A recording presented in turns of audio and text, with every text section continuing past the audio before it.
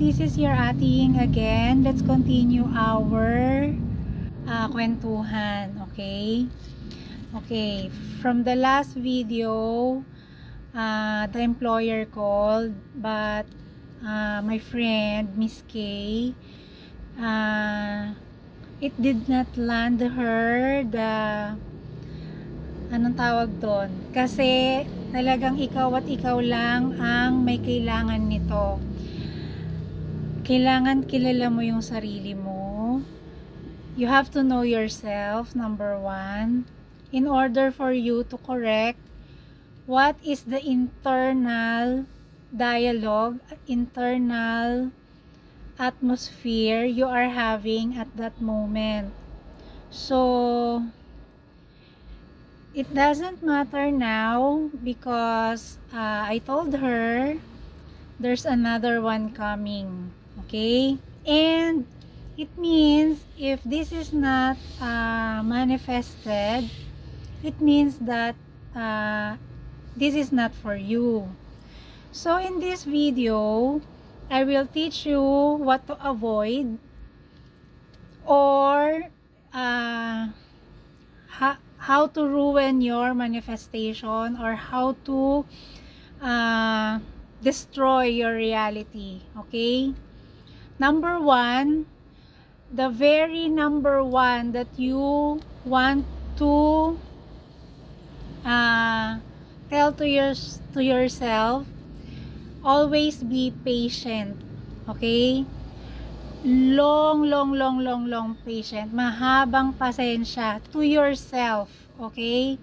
Na because manifesting something is a lifetime endeavor. Hindi lang siya ngayon magmamanifest ako, kailang hindi. Because manifesting is moment by moment, moment to moment.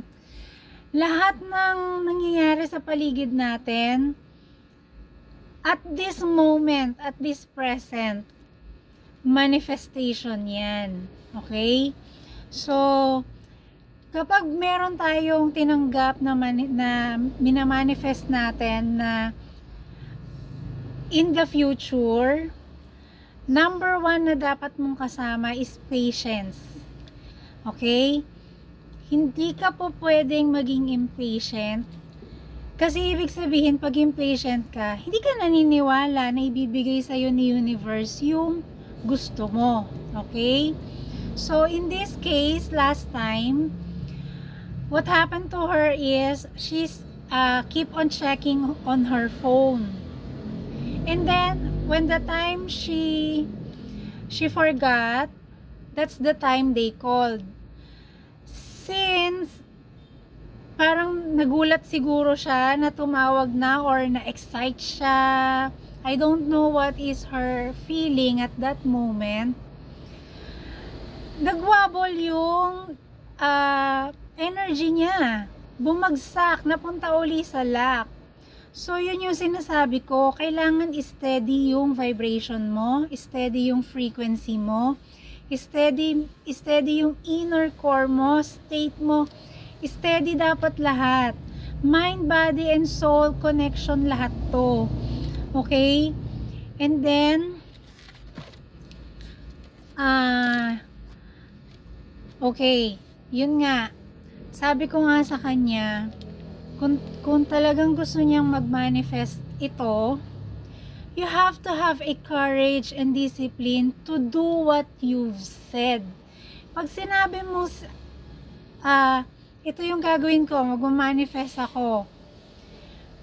Pag nagma-manifest ka, dapat lahat ng rules na kailangan gawin, dahil ang simple lang naman ng sinabi ko sa kanya. Mag-relax ka, magpaganda ka, i-practice mo na maayos yung pag-uusap ninyo ng employer, ano yun? Yung conversation ninyo. And then, after that, relax. Leave it alone. Hindi ka po pwedeng mag-needy or seeking validation outside of you. Ang vina-validate natin parate yung sarili natin, yung inner state natin. Kasi hindi talaga magma-manifest kapag ka merong doubt ka sa sarili mo. Mararamdaman yun ng kausap mo na nagda-doubt ka. And then, what happened to her? Nagalit siya. Hindi naman siya nagalit sa akin, pero nagalit siya kay universe. Hindi ka din po pwedeng magagalit kay universe kasi si universe na siya eh. Siya yung nakakaalam ng lahat-lahat. Siya yung nakakaalam ng kung anong mas proper.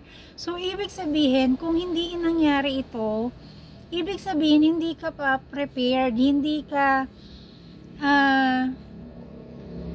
yan para sa'yo, ganon. Hindi, paano ba? Hindi siya makakabuti para sa'yo, okay? Kasi minomoralize mo si universe, mas magaling ka pa kay universe kaysa sa kanya. Hindi pa pwedeng ganon. So, isa din yan sa nagiging hindrances kung bakit hindi tayo nakakapag-manifest ng tama. Tapos, hindi mo ina-accept yung vibrational responsibility mo. Kasi nga, di ba nga, sabi ko nga, ang pagmamanifest is moment by moment, ano yung vibration mo at that moment, at that situation. Kung at that moment, meron kang fear, doubt, worry, talagang yun ang ibabalik sa'yo ni universe. Kaya dapat, relax lang na pag nagmamanifest tayo, believe na ibibigay ni Papa God yun in the right timing. Kasi kapag ang dami nating iniisip, na-overwhelm tayo, lalo tayong hihilain pababa. So, yun yung mga nangyari sa kanya. So, if there is irritation, anger, despair, may annoyance ka, sadness, frustration, name all of the negative charged emotion. Kapag na-identify mo yon, na-aware mo yung sarili mo na meron kang ganon at that moment na may nagmamanifest sa'yo, catch it. Para mabago mo at that moment pa lang, hindi ka na masushoot sa rabbit hole mo. Hindi kasi ganun talaga mag-manifest. Kailangan aware ka sa nangyayari sa paligid mo. I-ignore mo ang paligid mo kapag hindi mo gusto yung nangyayari sa paligid mo. But in the moment na gusto mo yung nangyayari sa paligid mo, nakikita mo visually, physically, maganda, i-hype mo yun. Yun yung i-hype mo. So, ganun ang mag-manifest. Anyway, matagal ko rin naman tong I can guide you naman. Basta, kapit lang. Okay? Thank you for watching. Till next time. Bye.